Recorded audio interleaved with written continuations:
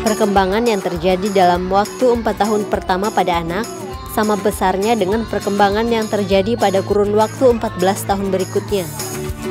Hingga periode 4 tahun pertama merupakan periode kritis bagi anak, di mana perkembangan yang diperoleh pada periode ini sangat berpengaruh terhadap perkembangan periode berikutnya hingga masa dewasa. Untuk itulah pendidikan yang diberikan di masa ini akan mempersiapkan seorang anak menghadapi masa-masa ke depannya. Pendidikan di usia dini merupakan investasi bagi anak, terutama untuk psikologisnya. Proses pembelajaran akan menentukan kepribadian si anak di masa depannya kelak. Karena pengalaman yang dilakukan di masa kecil akan selalu diingat oleh anak. Nah, ketika kita berbicara mengenai kepribadian anak, tentu tak luput dari peran sosok seorang pendidik pada lembaga pendidikan anak usia dini yang dikenal dengan istilah PAUD. Untuk itulah pada episode Profesiku kali ini, kita akan mendengar sedikit cerita dari beberapa orang yang berprofesi sebagai guru di taman kanak-kanak, baik cerita mengenai keseharian dalam mengajar anak TK sampai dengan motivasinya untuk mengabdikan diri pada profesi tersebut.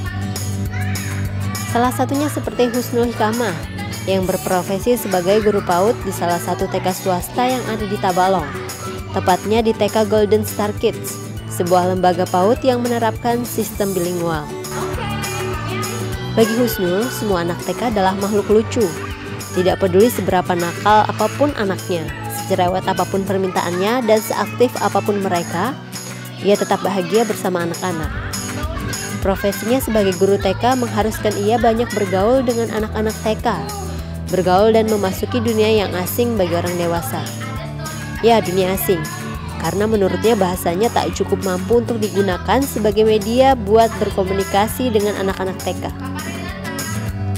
Menurutnya berkomunikasi dengan anak SD atau anak SMP mungkin lebih mudah. Ketika sedang mengajar, ia selalu berusaha untuk mengecilkan diri menjadi seusia anak TK, mencoba untuk memahami apa yang mereka inginkan dan apa yang mereka rasakan. Sebelumnya saya pernah bekerja jadi tahun 2010 selepas lulus dari SMA Negeri 1 Tanjung, saya langsung bekerja di salah satu perusahaan pembiayaan sebagai staf marketing selama 4 tahun. Sembari saya bekerja di sana, saya juga aktif sebagai mahasiswa saat itu, sehingga selama 4 tahun saya bekerja tersebut, lulus, saya ngambil Universitasnya Islam Kalimantan jurusan bimbingan konseling. Selesai wisuda di 2014, saya mengajukan resign dari perusahaan Adira, kemudian mencoba untuk mengembangkan sayap di dunia pendidikan karena backgroundnya adalah saya ngambil pendidikan waktu itu. Jadi kemudian saya melamar menjadi instruktur program Jika Maka, program komputer gratis selama 1 tahun di Perpustakaan Daerah Tabalong. Lalu pada tahun 2015, 27 Agustus 2015, saya mencoba melamar diri ke Golden Star. Waktu itu masih berbentuk course, masih les-lesan bahasa Inggris. Setelah itu di tahun 2016, izin untuk mendirikan TK keluar, baru diangkat menjadi guru TK. Seperti itu. Husnul menjalani profesi ini sejak setahun yang lalu, tepatnya pada Januari 2016. Sebelum mengajar di lembaga PAUD, Husnul sempat bekerja di salah satu perusahaan pembiayaan di Kabupaten Tabalong. Sembari bekerja, ia juga menyempatkan diri untuk menempuh pendidikan di perguruan tinggi, yakni dengan berstudi di salah satu universitas yang ada di Kalimantan Selatan dengan mengambil jurusan bimbingan konseling.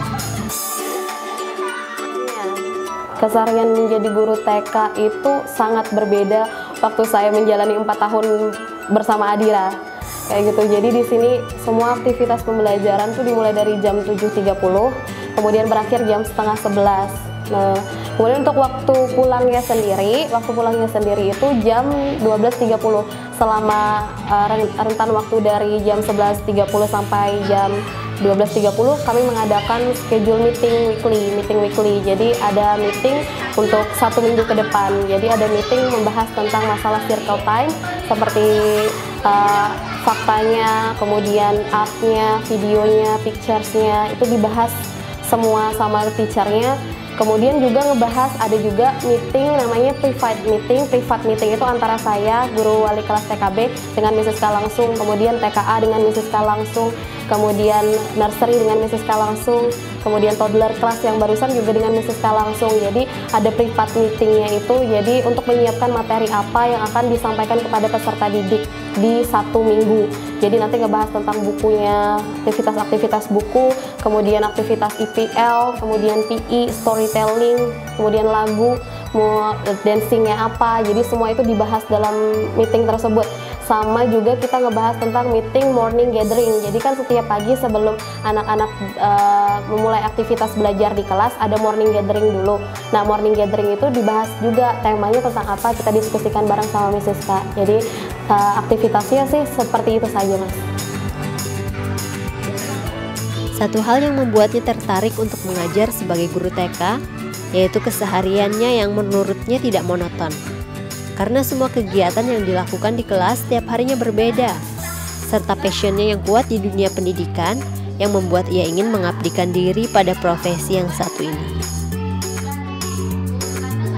Banyak hal yang bikin tertarik, salah satunya adalah pekerjaannya yang tidak monoton, Mas. Semua pekerjaan yang dilakukan di kelas setiap hari berbeda, bahkan penuh kejutan. Setiap hari itu ada tantangannya tersendiri, gimana kita membuat anak-anak bisa merasa nyaman mengikuti pelajaran dan mereka mengerti apa yang kita sampaikan, seperti itu. Jadi pekerjaannya itu tidak melulu tentang sesuatu yang menjemukan, karena aktivitas dalam 1 minggu itu sudah dibahas.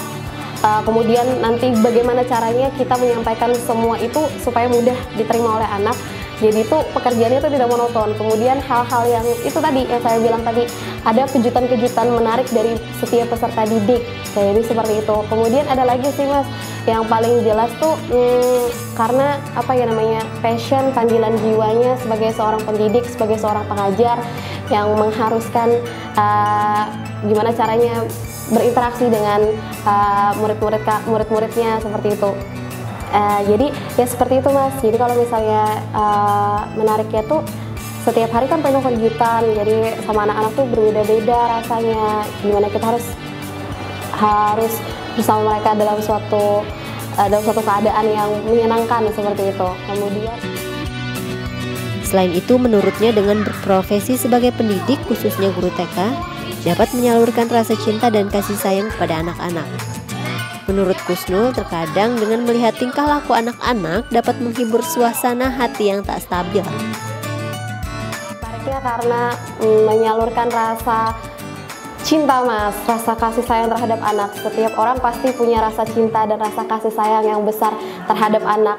Dengan menjadi seorang guru, artinya saya sudah menyalurkan rasa cinta dan kasih sayang dengan memberikan ilmu yang bermanfaat buat mereka, seperti itu. Kemudian juga tertariknya hiburan yang menyenangkan di saat suasana hati yang tidak baik, seperti itu.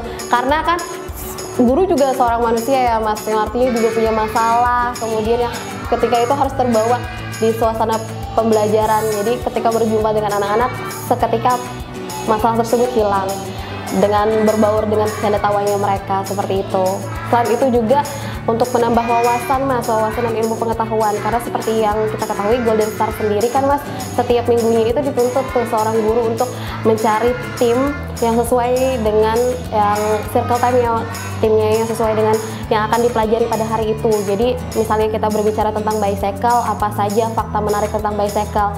Mungkin yang saya ketahui pada saat itu bicycle cuma punya 2 roda, seperti itu yang saya ketahui. Ternyata pada zaman dahulu pertama kali sepeda diciptakan tanpa pedal. Jadi saya baru tahu tentang fakta menarik itu. Jadi nambah lagi dong wawasannya ya, gitu. Kemudian ya seperti itu, Mas. Jadi banyak hal-hal baru yang saya temukan saat mengajar di TK.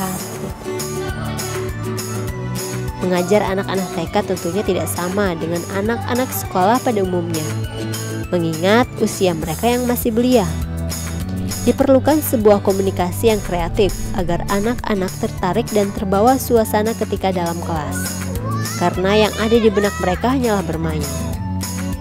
Kalau dibilang beda, cara mengajarnya beda 180 derajat, Mas, beda banget. Karena yang diajarkan anak kecil yang kita tuh harus sama mereka tuh harus melawan moodnya mereka. Kan ada anak-anak yang moodnya mau terus belajar, ada moodnya mau aja bermain. Nah itu tuh jadi tantangan tersendiri buat gurunya untuk menciptakan bagaimana supaya anak-anaknya merasa tertarik dengan materi yang akan disampaikan seperti itu. Jadi terkadang saya pun harus menjadi seperti mereka, seusia mereka, menjadi anak kecil, menyukai apa yang mereka lihat, kartun apa yang mereka senangi, lalu menjadi nyambung pembicaraan kita pada saat itu kayak gitu. Jadi bisa menjadi apa saja, bisa menjadi dokter kalau mereka lagi luka kayak gitu, bisa menjadi badut supaya mereka tertawa. Jadi yang seperti itu tidak terlalu tidak terlalu menekankan kepada materi pembelajaran, tapi semua dilakukan dengan aktivitas bermain, belajar sampai